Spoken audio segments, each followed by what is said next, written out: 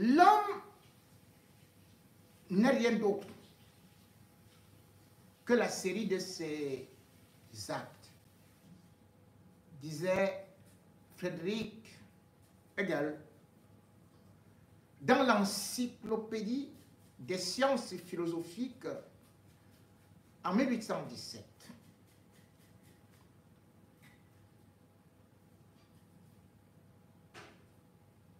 Et s'il y a un philosophe qui s'est démarqué au Cameroun, de par ses prises de position, de par son verbe haut, et parfois aussi par ses controverses, c'est le professeur émérite Hubert Monondiana. Annoncé mort et puis démenti, finalement, la famille a fini par confirmer que l'enseignant universitaire Monondiana Hubert est décédé jeudi 16 novembre à 3 h du matin. Certains parlent de 3 h 57. Pour être beaucoup plus pile, plus exact, dans un hôpital de Yaoundé, l'hôpital général plus précisément. Hubert Monondiana avait 77 ans, mais paraissait affaibli.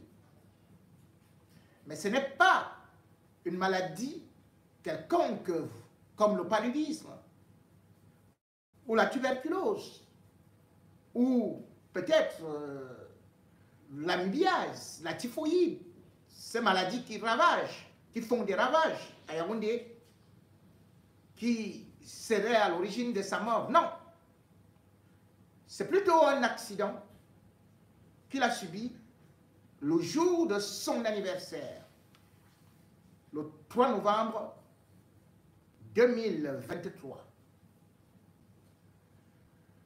Au niveau de Kamituota, il aurait été renversé par un véhicule, selon son propre témoignage, lequel avait pris fuite. Hubert Monondiana, comme bon nombre d'accidents, malheureusement, au Cameroun, quand ils arrivent à l'hôpital, ne survivent pas de leur traumatisme. J'en ai souvent parlé, mais parfois certains ont préféré ne pas regarder ce côté lorsque j'ai dit les hôpitaux au Cameroun sont beaucoup plus dangereux que même les terroristes. Ce n'est pas que les hommes qui y sont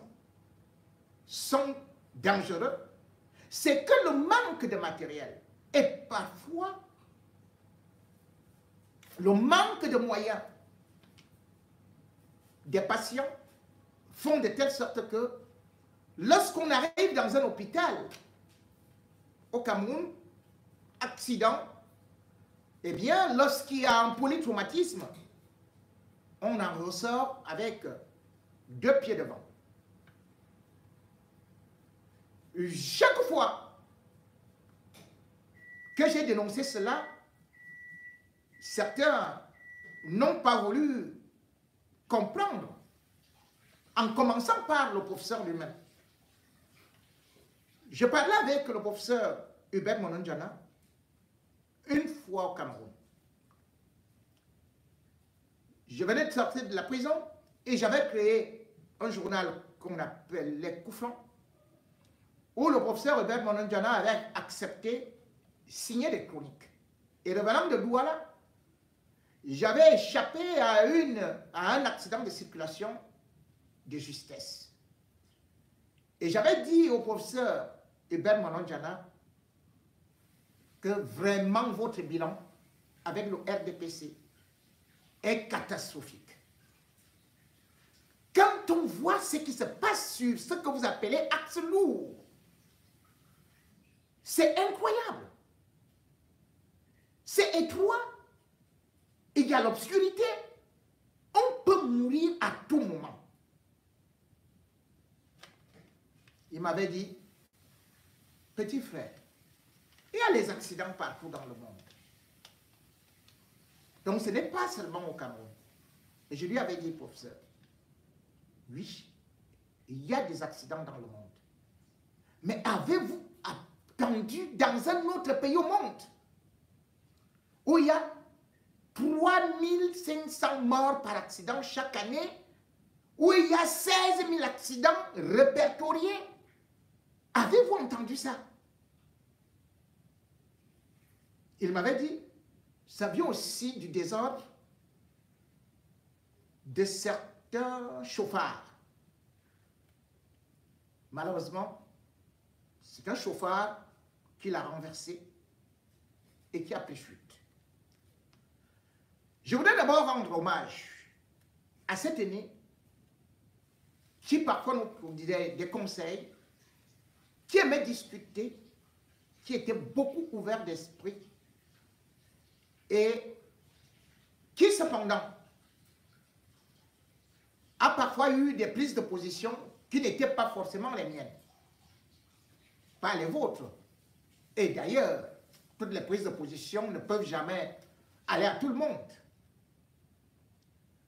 Le professeur Hubert Monondiana, cependant, est de ceux-là qui ont défendu Biya bec et ongle. Mais il a été abandonné. Combien de gens ont-ils été évacués en France après avoir servi le régime Biya? N'est-on pas en train de supplier Kabaya Yege Djibril d'être rapatrié ou plutôt d'être évacué en France pour aller se soigner? Combien de fois on a vu des anciens ministres, des professeurs ou bien même quelques sportifs se faire évacuer? Et Ben Monondiana était ce qu'on peut appeler un génie, un savant, une armoire de connaissances, une bibliothèque. Elle vient de s'éteindre. Dans l'une de ses rares interventions encore, sur un média camerounais, il évoquait justement, après avoir ouvert véritablement les yeux, la différence qu'il y a au Cameroun au moment où on parle de guerre tribale. Un Bamileke ne sera jamais au pouvoir. Un Bamileke ne sera jamais au pouvoir. Et Ben Monondiana, lui aussi presque avait épousé cette thèse. Puisque en mars 1987, il avait, lors d'une conférence à l'université de Yaoundé, parlé de l'ethnofascisme qu'il avait attribué aux Bamileke.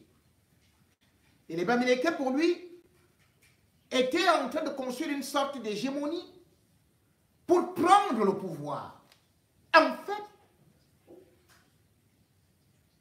Hubert Monondiana avait été induit en erreur, avait été utilisé, étant convaincu que par la suite, on va l'élever, on va certainement le nommer. Mal lui en a pris. Au soir de sa vie, ou plutôt quand il a retrouvé une certaine lucidité, lui qui était en train de surfer sur l'ethnicisme, l'ethnofascisme, la création, l'une de ses créations, avait fini par ravaler sa langue en disant tout simplement qu'au Cameroun, il n'y a que deux ethnies. Ceux qui mangent et ceux qui n'ont rien.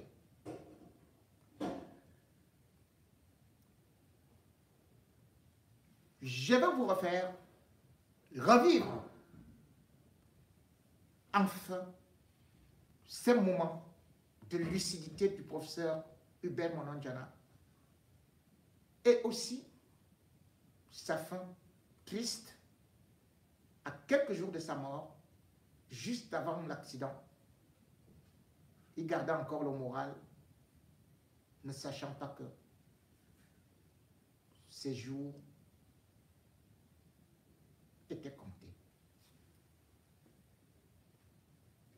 Hubert Mononjana, paix à son âme. Écoutons-le. Vous avez raison, on était tombé d'accord. En fait, il n'y a pas 240 tribus dans ce pays, comme on prétend.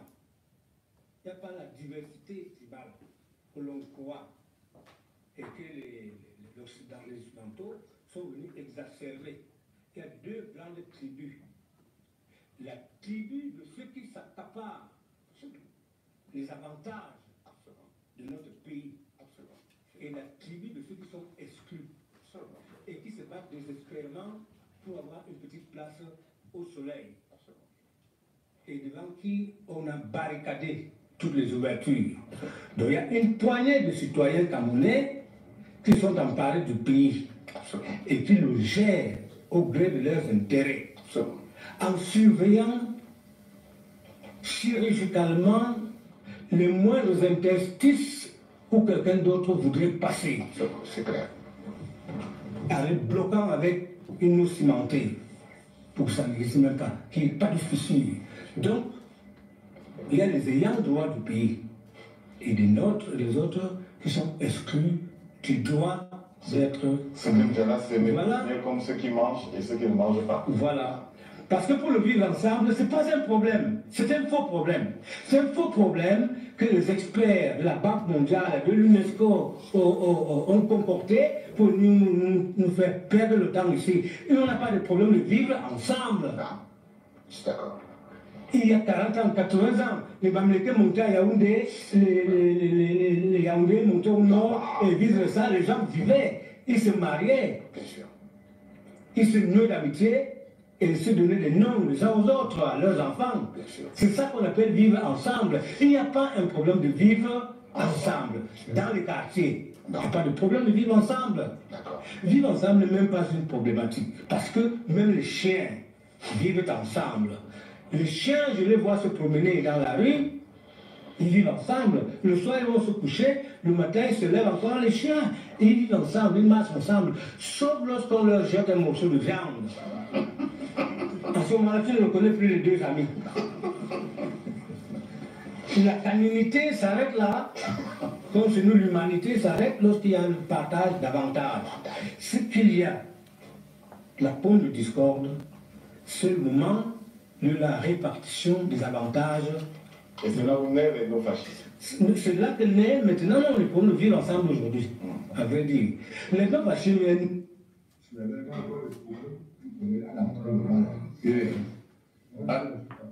Ensuite, la voiture, tu as connu, tu la comptes un peu sur une petite vidéo. Là, c'est sur son lit d'hôpital. Et le chauffeur a fui. Je ne sais pas, je ne sais pas en position. Et tu es tombé évanoui immédiatement. Mais quand une voiture oui, tu. On évanoui maintenant, je ne sais pas. Avant de transporter à Nicolas Barry, à la vallée des Kounou. C'est de là, donc, je ne savais même pas. C'est de là qu'on m'a emmené ici, dans le service. Oui, à l'hôpital central. Ouais. On s'est produit hier vendredi ou jeudi? Ouais, ça s'est produit vendredi aujourd'hui, vendredi le 3. Ouais. Oui, c'était ma fête. Oui. Anniversaire de date de naissance. Oui, le 3 novembre 1946. Dans le jour de ton anniversaire, la voiture te cogne à Tamito. Oui, je crois que le saut social a tiré. Oui, les sorciers qui sont. Oui. Et ce bonsoir, mon Indiana a accidenté le 3 novembre. Il ne peut pas venir à la réunion. Bon, c'est terrible. Nous sommes venus, on est arrivé à la maison. L'enfant de son fils, l'un de ses fils nous a dit qu'il est à l'hôpital. On est venu ici immédiatement, à l'hôpital central. Je scanner. Oui, voilà. Doctorat. Oui. Et les homographes qui sont un peu cassés quand même. Je ne veux pas le soulever, ni le graver, ni le grave. Oui. Pour me gratter l'œil. Oui. Moi, on m'a besoin de gratter l'œil. Oui. On me soulever, on m'a dit pas à l'œil.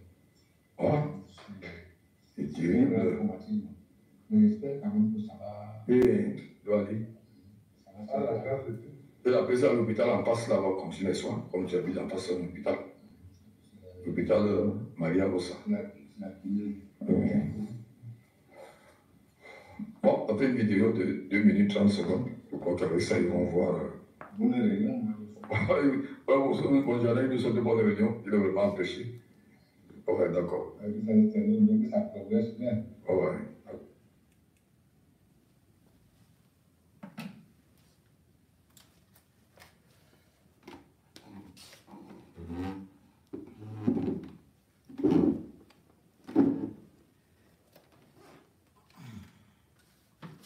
Ainsi s'achève la vie d'un grand intellectuel, un étonne qui n'avait pas de langue dans sa bouche. Que dis-je? De langue dans sa poche. Le professeur Hubert Monondiana, on devrait se poser des questions sur les circonstances de sa mort. Certes, on parlera d'accident, mais parfois, au Cameroun, on sait comment sont provoqués les accidents. Des journalistes en ont été victimes, même en bordure de route ou dans leur propre véhicule. Le meilleur assassinat au Cameroun, c'est souvent l'accident.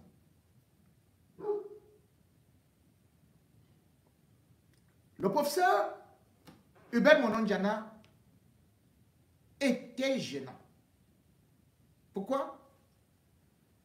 Parce que voilà quelqu'un qui a cru qu'il fallait juste faire la publicité de Biya pour entrer dans ses bonnes grâces, mais ne savait pas que le régime Biya est un régime sataniste. C'est un régime démoniaque. Et lui ne connaissait pas que ça se faisait par les pactes. Je vous parle en connaissance de cause parce que le professeur et moi, tout comme avec Charles Atabayene, on en avait eu à discuter. Et d'ailleurs, il ne cachait même plus ses mésententes avec le régime. Il faut se dire qu'au départ, le régime Biya a utilisé le professeur Hubert Monondiana. Il faut se rappeler que c'est d'ailleurs Hubert Monondiana qui était le plus grand propagandiste du RDPC, puisqu'il a été nommé secrétaire national de la communication. C'est lui donc qui était là pour aller au front. Et lorsque le régime Biya est dans des problèmes en 1986, suite à la crise économique, qu'il ne sait plus quoi faire, on fait appel au professeur Monondiana pour distraire et pour opposer les Camerounais les uns contre les autres pour qu'ils ne s'entendent pas à combattre le régime Biya. C'est comme ça qu'on introduit donc les guerres tribales. Et Hubert Monondiana sera bien sûr celui-là qui sera utilisé en pleine université pour faire une conférence où, je vous ai dit, il a parlé de l'ethnofascisme. Il a même d'ailleurs publié un livre en 1987 sur l'ethnofascisme de la politique au Cameroun. Bref, à partir de là, les gens se sont dressés contre les Américains. Les Joseph ont été en embuscade pour juste récupérer et essayer de faire que ça prenne le feu. On au lieu de combattre Biya, le peuple s'était déjà retourné les uns contre les autres en se disant, le problème du Cameroun, c'est plutôt l'homme Bamileke. Divisé pour mieux régner. On a donc utilisé le professeur Hubert Mononjana pour ce sale boulot. Bien évidemment, cela ne s'est pas arrêté là, puisque beaucoup plus tard,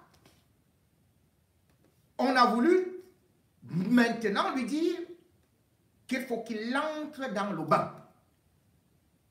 Et entrer dans le bain veut dire quoi? Il faut être avec nous. C'est-à-dire avec eux. C'est donc à partir de cet instant qu'on propose au professeur Hubert Mononjana les séances de Sodo marche arrière. La première chose qui lui sera proposée, bien évidemment, ce sera avec le très cher ministre de l'enseignement supérieur actuel, Jacques Famandongo, expert en la matière.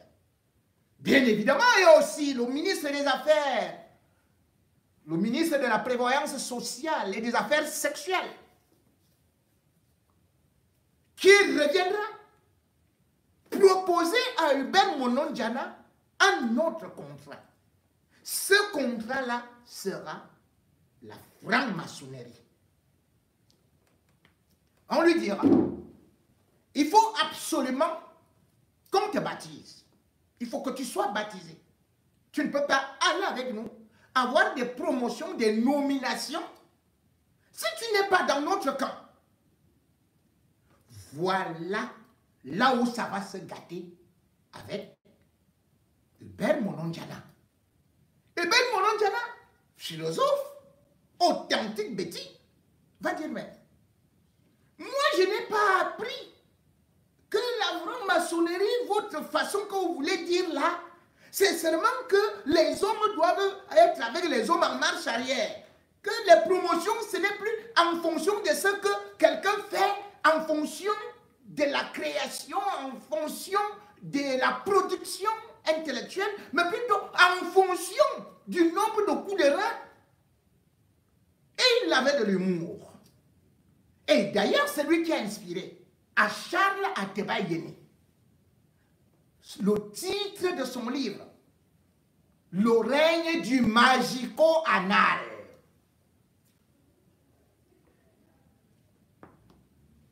Le professeur Hubert Mononjana, après avoir donc refusé ceci, va commencer sa descente aux enfers. On vous fait comprendre que voilà quelqu'un qui était au comité central du RDPC. Comité central du RDPC. Je vous dis qu'au moment où il meurt, quand il était au RDPC, même le caleçon qu'il portait, c'était le tissu de pagne de Paul Biya. Le lit, les draps, les couvertures de Hubert Mononjana, c'était avec le pagne du RDPC. On a commencé d'abord par lui dire que voilà ce que Paul Biya t'a envoyé le président pour te féliciter, tout ça, quand il est parti faire le sale boulot. C'était combien? 100 000 francs CFA. Certains sont venus lui dire que non, il semble que le président t'avait envoyé, le président t'envoie souvent 1 million chaque mois, mais et tout et tout. Il dit, moi je n'ai jamais vu ça. Et j'y vais modestement à Hala. Et cependant, lorsqu'il avait vu qu'il ne parvenait plus à avoir quelque chose, il a été persécuté comme les autres intellectuels, comme les Marcin Towa. Lui aussi un grand philosophe. Marcin Towa a refusé d'être avec eux. On lui a dit, bon, on verra ce que tu vas devenir. Ils l'ont anéanti. Et pour donc humilier encore Mononjana, le jour de son anniversaire, le 3 novembre 2011, c'est là où on décide de le mettre en retraite. On dit non, tu as déjà eu 65 ans. Et on veut le remplacer presque par son étudiant, par son élève. Le gars avait piqué une crise, il était humilié, complètement désarçonné. Et on est parti le voir dans un restaurant où il était en train de manger pour lui tenir informé. Que monsieur, à partir de maintenant, vous enlevez vos affaires, vous partez là, vous devez faire maintenant passation de service, c'est terminé. Il était chef de département de la philosophie à l'université de Yaoundé 1. Il était chef de la division à l'université de Yaoundé 1. Mais on l'a traité comme un moins que rien. Et après, il n'avait d'ailleurs plus rien. Il a tenté d'entrer dans l'opposition. Un beau jour, il était invité dans une émission à Douala. Le professeur Monon Diané est arrivé. Non seulement il n'avait pas où dormir, il n'avait pas d'argent. Il est parti devant un bar, il est parti à gauche, à droite, puis il s'est dit, mais je ne vais pas dormir sur un banc. C'est là où il a eu l'idée d'appeler un opposant pour l'aider. Tous ses partenaires, tous ses camarades du RDPC ne le prenaient plus au téléphone. D'ailleurs, il a dit ça dans des interviews. Il a déclaré, j'ai été trahi par les miens, par mes camarades. Ils m'ont humilié, ils m'ont trompé. C'est comme ça qu'il appelle Albert Zonga. Du MRC. Il dit, mais Albert, je comprends maintenant pourquoi tu as abandonné le RDPC. Vraiment, je suis dans des problèmes.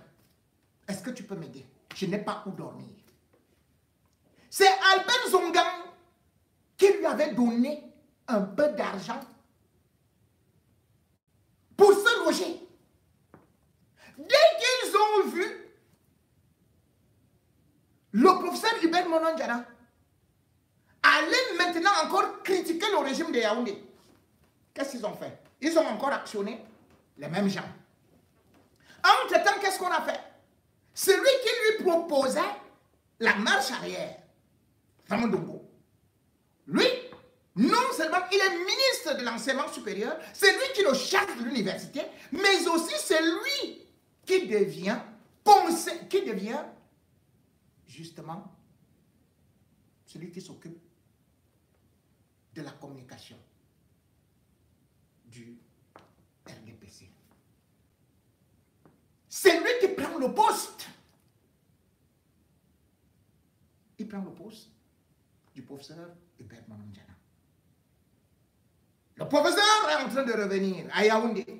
On dit non, tu sais que le chef de l'État, il réfléchit toujours, nous sommes comme dans un club, c'est-à-dire que tu entres au stade, après il t'observe quand tu es au banc de touche, si tu as un bon comportement, c'est là alors où il y a une grande promotion qui t'attend. Donc il faut laisser ces gens-là. Tu ne peux pas être opposant, tu as trop servi. Le président Paul Biya est en train de réfléchir sur quelque chose, vraiment, on va rester tranquille. Recommence, viens dans notre camp. Professeur Monon Diana repart.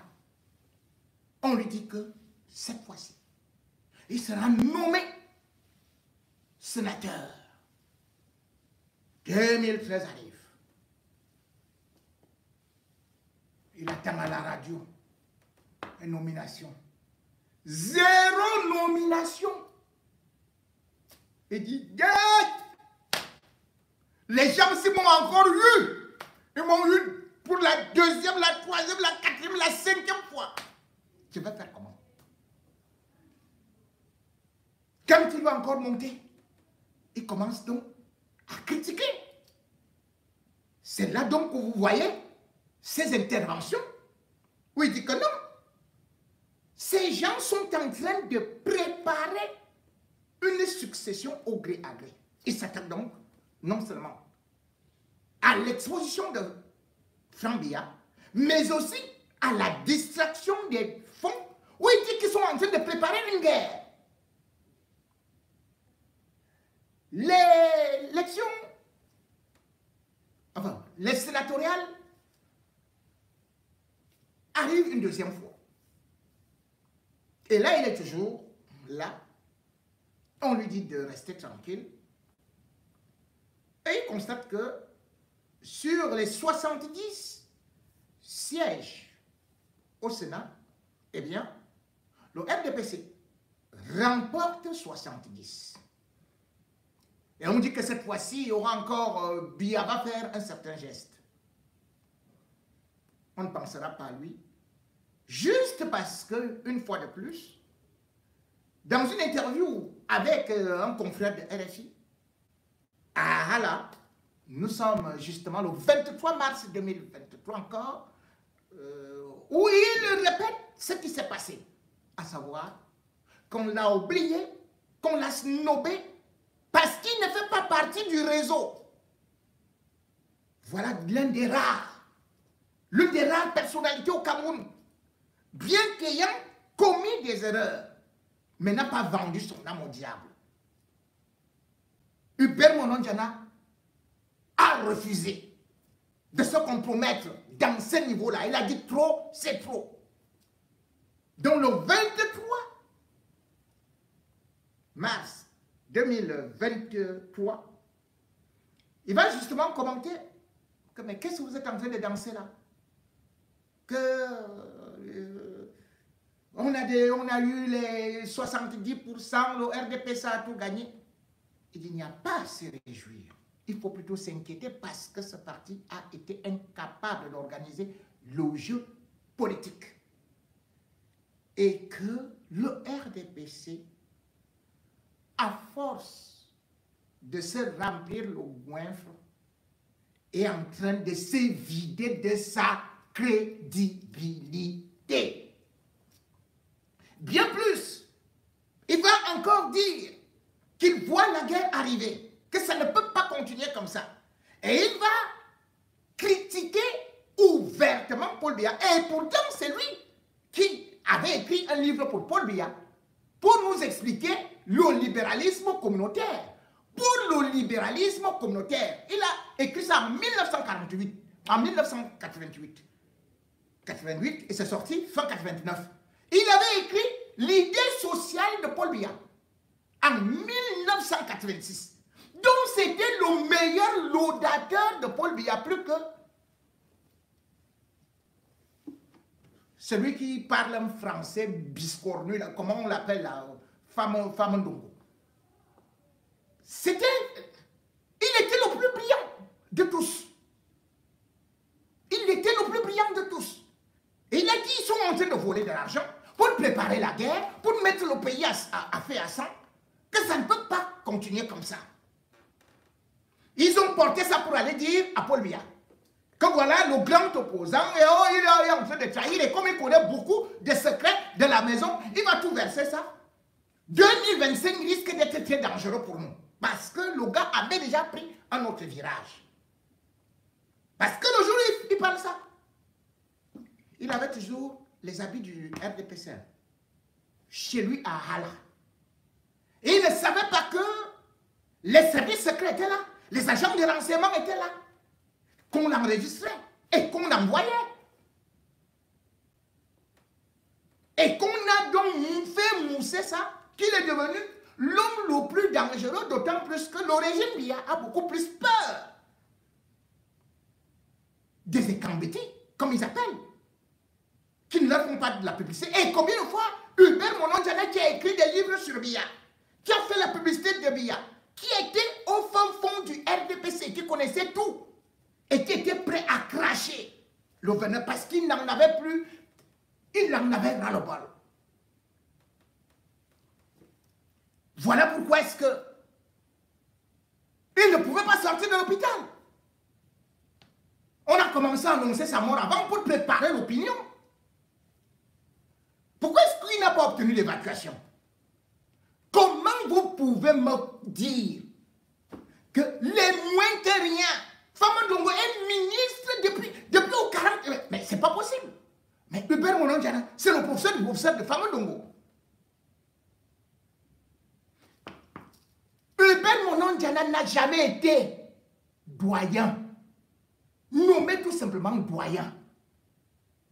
Il est l'un des rares intellectuels, Betty, qu'on voit là, qui n'a même pas eu les faux postes que même les ministres délégués, secrétaires d'État et tout. Pourquoi? Posez-vous cette question. Il est incapable. Il n'y a pas un seul Betty ayant écrit, ayant produit des livres comme Hubert Monondiana. Les gens venaient s'abreuver là. C'était une source de savoir. C'était une rivière.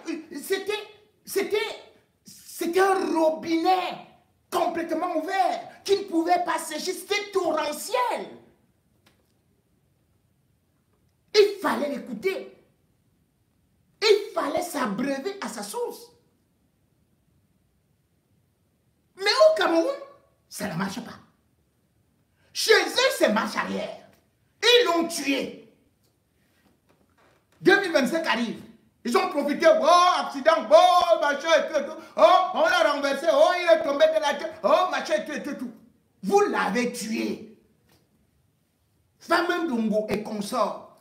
La dernière fois, je crois qu'il partait, il voulait aller défendre l'autre là qui parle souvent, qui dit qu'il est aussi docteur en philosophie là. Toujours un gars qui ne veut même pas prononcer le nom. Qui se balade souvent avec le petit chien là. Il dit, Bankou me poursuit. Oh, je fais la philosophie criminalo-colochique. Je vous dis après des enquêtes, mais il est parti se réfugier chez Hubert Monondiana. Quand lui-même aussi il a eu des problèmes là-bas, parce que lui aussi il a eu des problèmes, toujours avec le même Famara Ndongo là.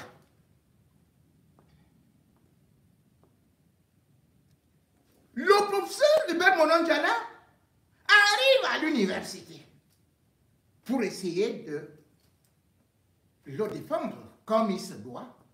Mais Famara Ndongo a demandé qu'on le chasse. Quelqu'un qui a ce savoir. Quelqu'un qui était admiré de partout.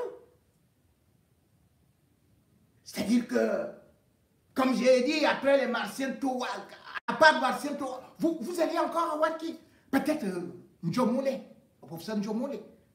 Qui d'ailleurs, lui, bon, il a su donner. Voilà donc un pays où tout passe par le lit, où tout passe par la sorcellerie, où tout passe par la magie noire, où tout passe par des sacrifices. On a demandé, quand lui-même dit que, je leur ai dit, mais c'est quelle histoire là? Vous me demandez de venir boire du sang, et vous dites que c'est ça qui est sacré? Mais frère, j'ai dit que comment on va boire du sang? On dit que c'est le sang du Christ parce que Jésus a dit que prenez ceci et buvez ceci à bon sang. Il dit que c'est ça qu'ils m'ont dit. Je leur ai dit que mais vous dites que c'est ça le sang du Christ. Mais depuis là, le sang du Christ n'est pas terminé. Alors moi, ou bien en Israël ou en Palestine, chercher le vrai sang du Christ là-bas. Ce n'est pas le sang des enfants, si, le sang des innocents. On me demande de boire ça pour avoir la promotion de quoi, même que comme ça.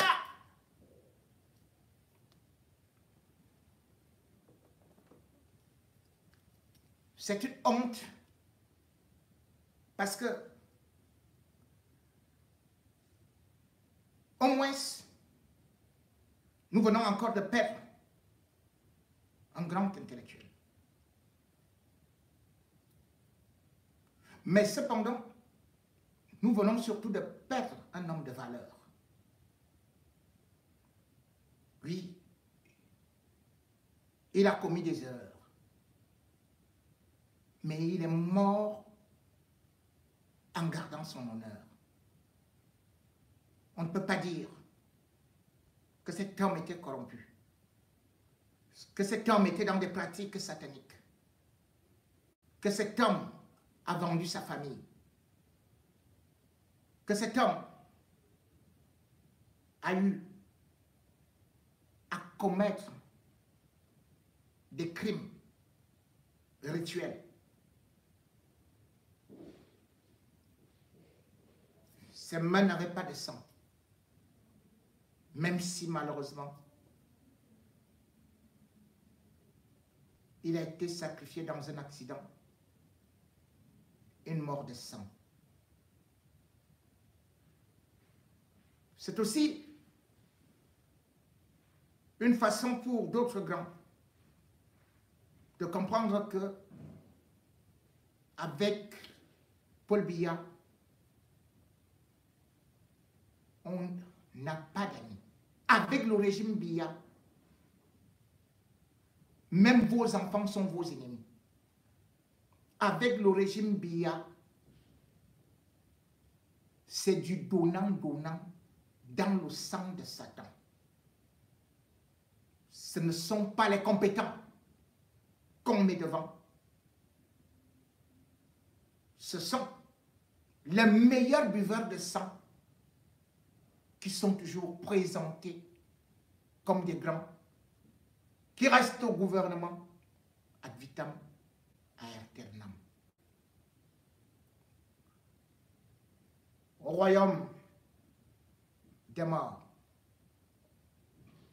au royaume de ceux qui vaudront de l'or, on pourra peut-être décerner une médaille au professeur Hubert Monondiana, ne serait-ce que pour la foultitude d'œuvres littéraires, politiques qu'il y a eu à commettre et qui seront lues quand ce régime ne sera pas là, ne sera plus là. Parce que on ne devrait pas attendre sa mort. On lit des livres venant de l'Occident. On impose ça aux enfants dans des programmes scolaires. Les essais, autres livres, écrits par des grands philosophes, par des grands intellectuels, comme le professeur Hubert Monondiana, sont pratiquement mis dans le grenier de l'oubli. Mais vous, qui aujourd'hui êtes les ennemis de l'interocratie, demain, c'est vous qui serez jetés dans l'oubli. Ceux que vous avez dit, ils sont morts indigents. Vous allez comprendre comment ils sont grands et comment ils seront honorés, comment ils vont entrer dans l'histoire comme des martyrs, comme des instruments qui ont été utilisés par Dieu pour ouvrir les yeux aux enfants. Leurs livres seront lus, leur histoire sera contée. Et vous, Famandunga Gregor, Onay, toute la compagnie, toute la clique de zombies, on ne retiendra qu'une seule chose de vous. Vous aurez été cités par les hommes qui marchent avec vous et qui couillonnent avec vous parmi les 50 top homo pédalés par derrière.